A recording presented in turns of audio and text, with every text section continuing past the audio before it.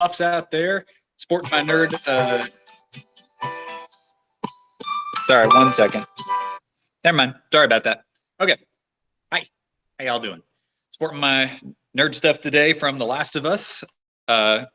Excellent game series. I'm debating doing a I'm doing a playthrough specifically on the grounded challenge mode, just because I love that game so much, and I'm way too good at it. I'm pretty daggum good at it, but we'll see. That'll come in the future. Today, we're back for, I guess, what is officially the first installment after the introduction of Everyday Theology. This is stuff that you can pick up and you can learn right now, things that your pastor has learned in seminary or college or wherever it was, and that you can pick up, learn yourself, teach yourself, and then be able to teach other people.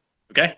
Like I said in the intro video, the knowledge of God should not be closed off. Okay? Knowledge of who God is and the ability to defend your faith should not be closed off to the everyday person. The everyday person should be able to have this knowledge and know these things. So today, I'm going to give you a little bit that you can go off of next time that somebody comes to challenge you about Christianity. So today, I've got with you my source for today, Theophilus of Antioch's Letters to Autolycus. This is a very, very small book. I mean, this is 80 pages, very easy read. Most of the chapters are like a paragraph at a time. It's a heavy read in that it's written in a way that we wouldn't normally read it. It's written in the early church before Constantine. So some of the writing is going to feel a little unfamiliar, but with the way it's broken down with these tiny chapters, you can easily just pick them up and read one chapter a day, be done in less than 3 months. And then after that, guess what? You've read one of the early church writers and somebody that was very influential to building Christianity to what it is today. Or rather, I should say, revealing what God made through the church. Okay? So one of the critiques that I see fairly often about Christianity and about religion in general is that religion is used as a cudgel to make people submit. And specifically, Christianity is used more than any other to commit so many atrocities across the world. And honestly, when I ask for resources, I very rarely am given resources, and the ones that I am given are the Crusades. All right, we'll talk about the Crusades another day. But the basic one that I want to start with is usually those same people who ask that. They usually they usually try to pit you versus the other religious belief systems and be like, see, you believe this, why don't you believe this? Or the popular one that you may have heard. You see, you and I are both atheists. I just believe in one less God than you. Which is super dumb because, like, you only need to believe in one God to not be an atheist. So it's kind of a dumb belief. But you'll get these kind of like very empty critiques against Christianity. And one of them that I hear far too often, and sadly I hear it in churches, is that the God of the Old Testament was a very angry, judgmental God. But then when the New Testament comes, something changes in God's behavior. God suddenly becomes benevolent. He becomes forgiving. He becomes compassionate. And they try to pit this difference in God's character between the Old and the New Testament. First things first, if you were to actually look at the if you were to actually read the Old Testament and then actually read the New Testament, you see that's not even true. You see that there are times in the New Testament where God is forgiving and harsh. And you see times in the Old Testament where God is forgiving and harsh. There are times, there is a balance in who God is. He has not changed between the Testaments. He is the same God. And if you need one quick proof to believe that, let me give you this. Compare Jonah and Ananias and Sapphira in Acts. You will very quickly see that there's times in the Old Testament where God shows mercy, where he didn't have to show mercy, and in the New Testament where he shows judgment, where we would have suspected from our very broken and half-hearted views of God that he would have shown mercy. Okay? So God is the same always and forever. But let's talk a little bit more about the God of the Old Testament, because I heard a quote earlier today on TikTok that really got me interested. It was from another Christian teacher, and he said that the battle between good and evil is inherently a Christian belief. That good fighting against evil is inherently Christian in base. And that got me thinking for a minute, because I was like, I can see where somebody would critique against that. And then I thought for a minute longer, and I thought, wait a second. When you look back at a lot of those old belief systems, especially those old pagan beliefs, like, he's right. And in my mind, went to this, because I just finished reading this a couple of days ago. Loved it, by the way, one of my favorite reads, because I'm a weird nerd like that. But I wanted to read something to you, okay? So if you want to get this for yourself, this is a super cheap book. Like I said, it's 80 pages. It's an easy to pick up and read for yourself. I'm going to tell you exactly where to go. It's split into 3 sections. And by the way, Eusebius is split the same way. This is a very common writing style back in this day. But it's split into 3 sections, book 1, 2, and 3. And then it's split into all those smaller chapters, okay? So we're going to read in book 3, okay? The last third of the book. And we're going to be in chapter 5, which is right, I got to figure out how this is doing, right there, okay? So the name of this chapter is Philosophers Inculcate Cannibalism. All right, so I'm going to just read this to you guys, and you tell me if these pagan belief systems around during the time of Christianity, you tell me how benevolent this sounds, okay? Since then, you have read much. What is your opinion of the precepts of Zeno? I should stop right here and just to catch everybody up. Theophilus was a Christian scholar, and Autolycus was a pagan friend of his that he was trying to convince to Christianity. So this is him writing to his friend. He says, since then you have read much. What is your opinion of the precepts of Zeno and of Diogenes and Cleanthes, with their books that contain inculcating the eating of human flesh, that fathers be cooked and eaten by their own children, and that if anyone refuses or rejects a part of this infamous food, he himself be devoured, who will riot eat? An utterance even more godless than these found, namely of Diogenes, who teaches that children to bring their own parents in sacrifice and devour them. And does not the historian Herodotus, narrating that Cambyses, when he slaughtered his children of Harpagus, cooked them also and set them as a meal before their father? Sounding a little South Parky to you? And still further, he narrates that among the Indians, the parents are eaten by their own children. Oh, the godless teachings of those who recorded, yea, rather inculcated such things. Oh, their wickedness and godlessness. Oh, the conception of those who thus accurately philosophize and profess philosophy. For they who taught these doctrines have filled the world with iniquity.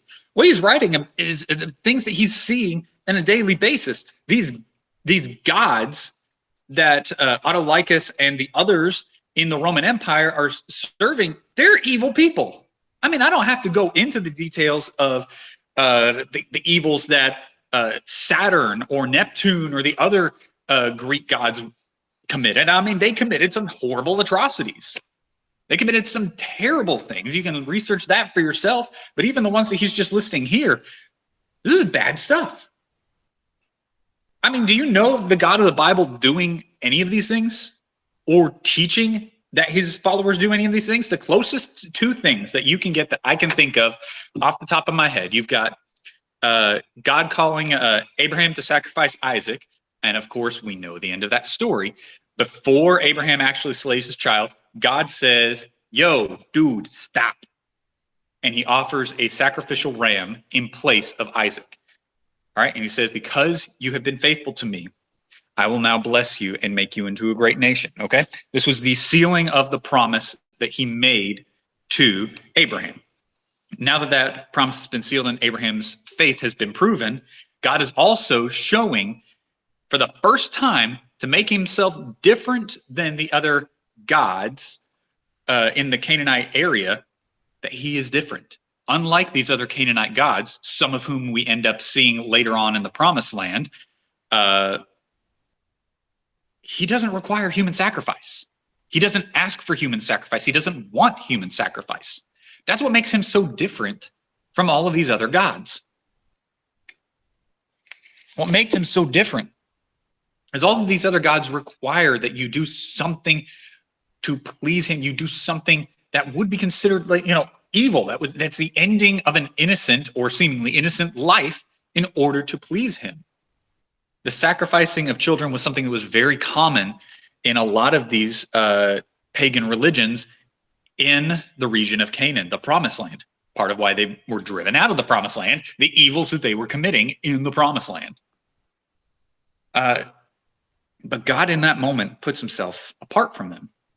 You also have a prophet.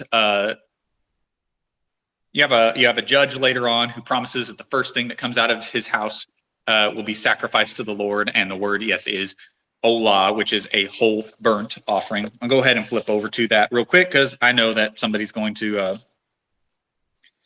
bring that up as a question. So, but while I am flipping there, I want to take a moment to just compare the things that you know about the Bible, the things that you know. I'm having to flip to it because there we go. Okay, I got it. This is all off the top of my head with this stuff. I pre-planned the Autolycus stuff. This stuff is off the top of my head. All right, so Judges chapter 11. This is probably the closest thing that you can get to what these evil Roman and Greek gods were commanding, the things that they did and the things that they commanded their followers to do. Okay? All right, so this is for Jephthah, and you can see this, in Judges chapter 11, okay? All right, so I'm going to start reading at verse 29. Then the Spirit of the Lord came upon Jephthah, and he passed through Gilead and Manasseh, and passed through Mizpah of Gilead, and from Mizpah of Gilead he advanced toward the people of Ammon. And Jephthah made a vow to the Lord and said, if you will indeed deliver the people of Ammon into my hands, then it will be that whatever comes out of the doors of my house to meet me, when I return in peace from the people of Ammon, shall surely be the Lord's, and I will offer it up as a burnt offering. Now, I have heard people say that this being used here, because guess what? I'll save that. Okay?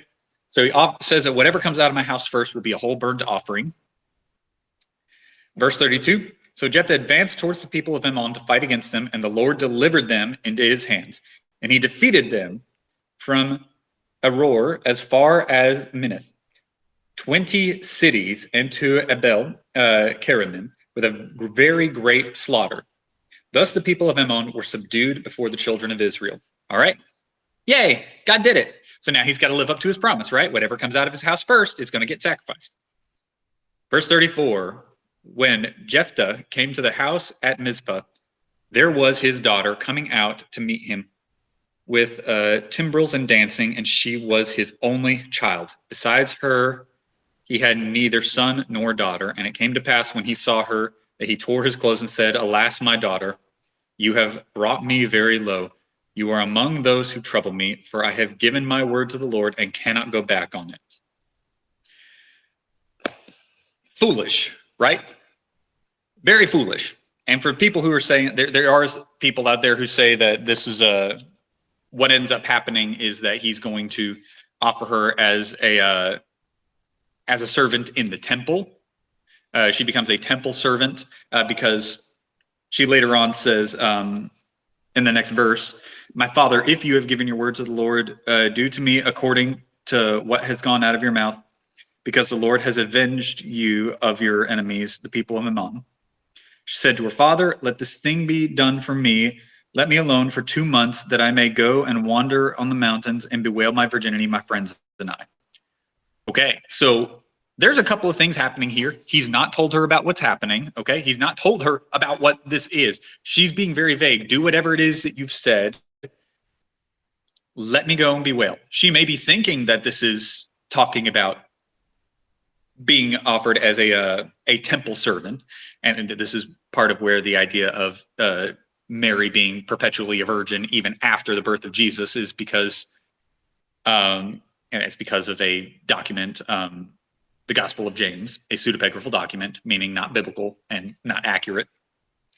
But the whole point here about wailing for her virginity is that these temple servants were supposed to be virgins. Okay, so she may be thinking at this time, you know what, Dad, you probably said that I should be offered as an offering, and that probably means that you have offered me to be a temple servant, which means I'll spend the rest of my life in the temple. I'll spend the rest of my life a virgin. I won't have a family. I won't have a husband. All these things, but there's an issue.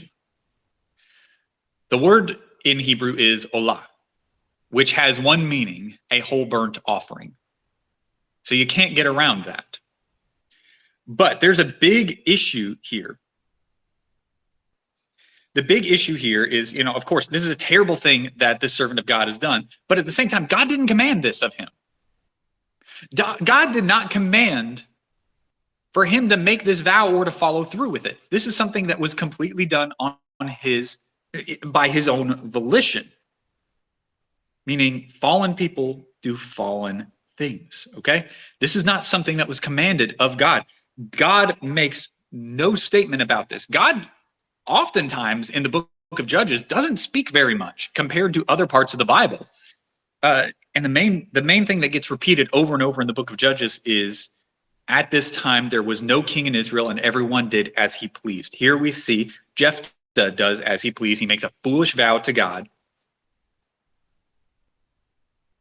I mean, what'd you think, dude? You have a daughter?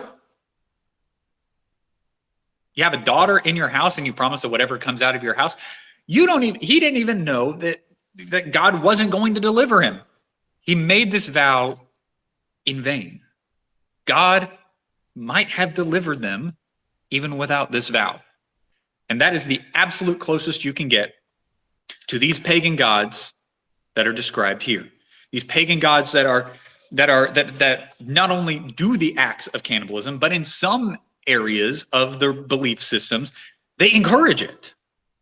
They encourage their followers to commit cannibalism. And there's a point in the third book of the letters that Theophilus points out. By the way, do you notice that you guys don't follow the example of your pagan gods? That seems like kind of a big deal, doesn't it?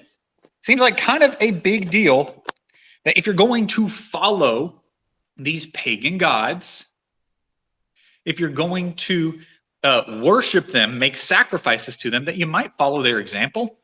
But you guys don't do that because your gods did some pretty messed up stuff if they were real. And that's the whole point that he's pointing out to them, is like, you're worshiping something very foolish. Whereas the God of the Bible and of Christianity is very different. That moment where God did not ask for this kind of bartering, God has in multiple points of the Bible condemned child sacrifice or any human sacrifice of any kind. Not only do you have the moment with Abraham where the first time that child sacrifice is brought up in the Bible, he says, stop, don't. And then later on, we see the gods of Baal, Molech, and the others within the Canaanite region commanding that children be sacrificed, pass through the fire, whatever that may mean. We see that God condemns those things. And in the book of Amos, he condemns nations for ripping children out of the wombs of their mothers. God has set himself against the idea of child sacrifice. He's made himself different. But these pagan gods commit horrible atrocities. And that's not all. Very next chapter, in chapter 6, he starts talking about Plato. All right, so one of the big philosophers of the time, certainly Plato, to mention him first, who seems to have been most respectable philosopher among them, expressly, as it were, legislates in his first book entitled The Republic, his most popular work, that the wives of all be common, using the precedent of the sons of Jupiter and the lawgiver of the Cretans, in order that under this pretext there might be an abundant offspring from the best of persons, and that those who were worn with toil might be comforted by such intercourse. So not only do you have cannibalism put out there, but faithfulness to one's wife is discouraged by Plato. Now you've got the pagan gods and the philosophers all working in a way that is horribly unjust. It is horribly detestable. Ladies, how many of you want to be married to a man whose religious belief system and his philosophical belief system is that anybody can have sex with anybody that he wants to? Doesn't feel too great, does it? No, it doesn't. Because the Bible is the book that values fidelity to one's wife. You see that in multiple places in the New Testament. You see God putting an end to polygamy multiple points in the Bible. One of the biggest ones is where he points out to elders and overseers that they need to be husbands of one wife. Okay, he's putting an end to the polygamy, and he preaches fidelity, staying faithful to one's spouse. The God of the Bible is different. This is what's so beautiful about the God of the Bible. The God of the Bible teaches righteousness. The God of the Bible teaches compassion and love and understanding.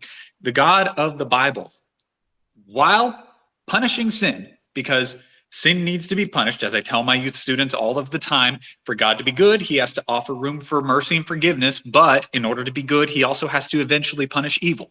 So he will punish evil, but he's also going to offer room for redemption and forgiveness and for a changed life. We see so many people in the Bible that have changed lives, whose lives were going one direction in evil, turned around to follow God and to live in goodness. Okay? Paul is one of them. Paul, on the road to Damascus, on his way to persecute Christians, approved of the death of Stephen, on his way to do more, big flash of light. Jesus comes, he says, "Yo, bro, what you doing here? Why you persecuting me?" Big moment. We see his salvation story, and then we see the fruits of his salvation after that. We see him growing and blossoming into one of the biggest church leaders in the history of the world. Person whom we spend most of our time in the Gospels. We spend the second most amount of our time in the letters of Paul. All right, so we see his changed life. We see the changed life of, and probably my favorite example in the Bible, we see King Manasseh. You can read in the Chronicles of his story, where he is following these pagan gods. Let me go ahead and flip over there, because why not? It's fun stuff. Here we go. So we're in 2 Chronicles 33. You want to talk about these pagan gods that we've been talking about and the evil things that they were writing about? All right, the evil things that these gods committed that the God of the Bible does not do. The God of the Bible doesn't sleep with people.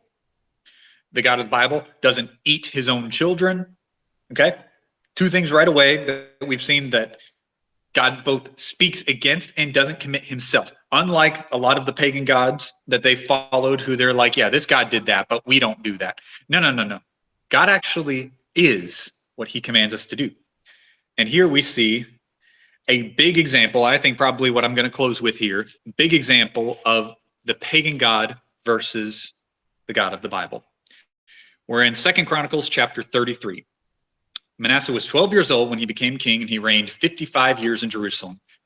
But he did evil in the sight of the Lord, according to the abominations of the nations whom the Lord had cast out before the children of Israel. For he had rebuilt the high places which Hezekiah his father had broken down. He raised up altars for the Baals and made wooden images, and he worshipped at the host of the heavens and served them. He also built altars in the house of the Lord. Okay, that's a big deal. You serve God, you start building stuff to other gods in his worship place. That's kind of bad. All right.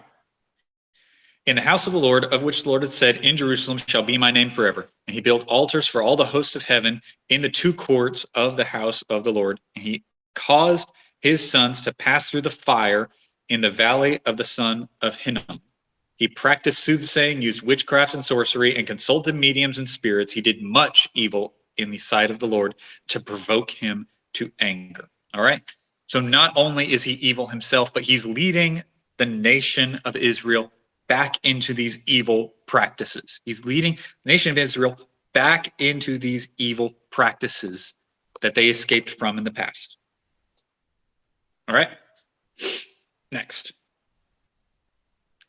He even set a carved image, the idol which he had made in the house of God, of which God had said to David and to Solomon his son, in this house and in Jerusalem, which I have chosen, out of all the tribes of Israel, I will put my name forever, and I will not again remove the foot of Israel from the land which I have appointed for your fathers, only if they are careful to do all that I command them according to the whole law and the statutes and the ordinances by the hand of Moses. So Manasseh seduced Judah and the inhabitants of Jerusalem to do more evil than the nations whom the Lord had destroyed before the children of Israel. And you can read about some of those evil things in the rest of the Old Testament. But this dude was off the rails, to use an old saying. Dude was as evil as you could get. Pagan of pagans. So then, the Lord spoke to Manasseh and his people, but they would not listen. Therefore, the Lord brought upon them captains of the army of the king of Assyria, who took Manasseh with hooks, bound him with bronze fetters, and carried him off to Babylon. Now, when he was in affliction, he implored the Lord his God and humbled himself greatly before the Lord God of his fathers. And he prayed to him, and he received his entreaty, heard his supplication, and brought him back to Jerusalem into his kingdom. Then Manasseh knew that the Lord was God.